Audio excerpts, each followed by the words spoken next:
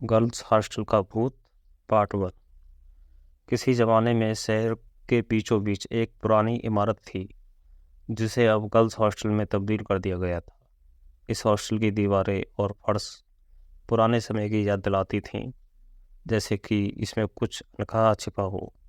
College की कई लड़कियां इस हॉस्टल में रहती थीं, लेकिन सबकी जुबान पर एक ही बात थी, इस हॉस्टल में एक भूत का साया है। हॉस्टल में रहने वाली लड़कियां अक्सर अजीबोगरीब आवाज़ें सुनती थीं, जैसे किसी के चलने की, रोने की या फिर दरवाजे के अचानक बंद हो जाने की। रात के समय जब पूरा हॉस्टल शांत होता, तब भी कुछ ना कुछ हलचल होती रहती थी। शुरुआत में लड़कियों ने इसे सामान्य समझा, लेकिन धीरे धीरे घटनाएं बढ़ने लगीं। इस हॉस्टल की इमारत पहले एक अनाथालय हुआ करती थी।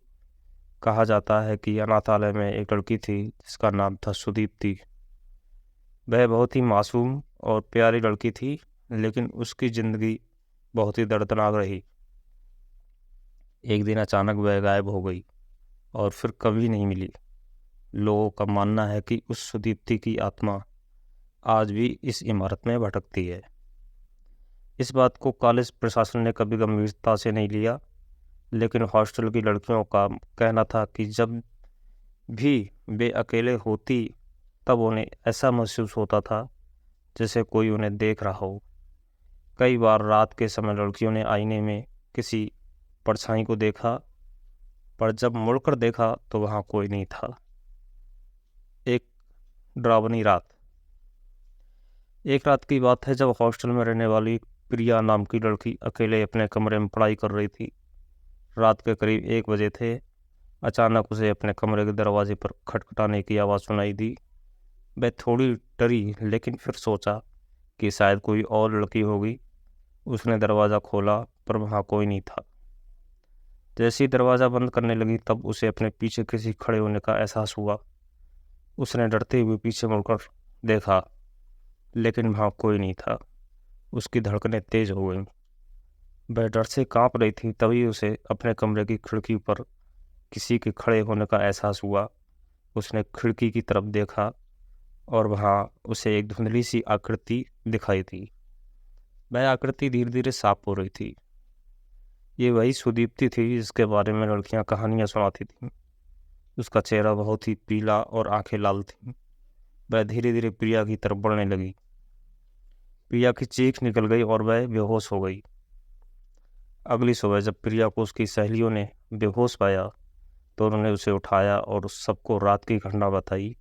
ये सुनकर हॉस्टल की अन्य लड़कियां भी डर गईं, क्योंकि उनके साथ भी ऐसी ही घटनाएं हो चुकी थीं। प्रिया की बात सुनकर सबने फैसला किया कि अब और चुप नहीं बैठा जा सकता। वे सब हॉस्टल के वार्डन के पास गईं और उन्हें सारी बात बताई। हॉस्टल के वार्डन ने भी इस पर ध्यान दिया और एक पुराने रिकॉर्ड की जांच की, जिसमें यह पता चला कि सुदीप्ति की आत्महत्या इसी इमारत में हुई थी। उस दिन के बाद से हॉस्टल में एक विशेष पूजा और हवन का आयोजन किया गया, ताकि सुदीप्ति की आत्मा को शांति मिल सके। पूजा के बाद से घटनाएं कुछ कम हो गईं, लेकिन फिर भी कई लड़कियां का मानना था कि सुदीप्ति की आत्मा अब भी इस हॉस्टल में कहीं ना कहीं मौजूद है। हालांकि पूजा के बाद घटनाओं में कमी आई, लेकिन रात के समय हॉस्टल के कुछ कोनों में अभी भी एक अजीब सी खामोशी छाई रहती थी। कुछ लड़कियां अब भी दावा करती थी कि उन्होंने किसी लड़की की परछाई को देखा है। वे कहती थी कि भले ही पूजा हो चुकी हो, लेकिन सुदीप्ति की आत्मा अब भी हॉस्टल में भटकती रहती है, क्योंकि उसकी आत्मा को कभी सच्चा न्याय नहीं मिला। इस तरह गर्ल्स हॉस्टल की ये कहानी कॉलेज के हर नए बैच में मशहूर होती गई। हर लड़की अपने मन में इस बात का डर लेकर हॉस्टल में कदम रखती थी कि कहीं वह सुदीप्ति के साय का सामना न कर बैठे। शेष अगले पार्ट में पढ़ें।